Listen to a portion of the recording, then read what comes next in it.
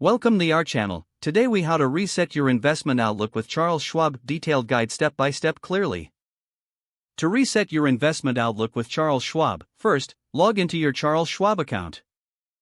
If you don't have an account, go to the Charles Schwab website to create one. Once logged in, navigate to the Investments tab on the main menu. From the drop-down menu, select Portfolio. You'll see an overview of your current investments and their performance. Take note of any investments that are underperforming or no longer align with your goals. Next, click on Research to access market insights and trends. You can explore various asset classes to reassess your risk tolerance and investment strategy. Consider using tools like the Stock Screener or Fund Screener to identify new opportunities. After gathering your research, start to set specific investment goals.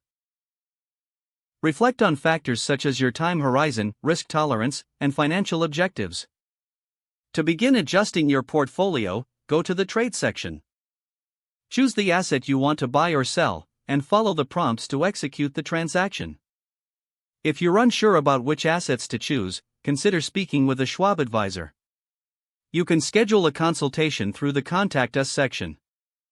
After making adjustments, review your portfolio again at regular intervals. Establish a routine to reassess your investments, ideally every quarter or after major market events. Stay informed by subscribing to Schwab's Market Insights and Updates. Be sure to leverage the educational resources on the Schwab website to enhance your investment knowledge. With these steps, you'll be well on your way to resetting your investment outlook effectively with Charles Schwab. If the page does not load, refresh the browser or try again in a private or incognito window. Make sure you are using the correct email address, then retype it carefully to avoid small typos. If your password is not accepted, use the reset option and create a new strong password you can remember. Check your spam folder for verification or security emails, then complete any requested confirmation steps. Enable two-factor authentication if available to improve account security and reduce unauthorized access risk. After signing in, review your profile details so your contact information and settings are accurate and current. If you see an error message, note it down and try again after restarting your device and internet. Log out when you finish, especially on shared devices, to keep your account and payment information secure.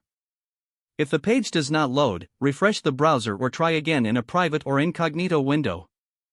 Don't forget to like this video and subscribe to our channel for more step-by-step tech guides.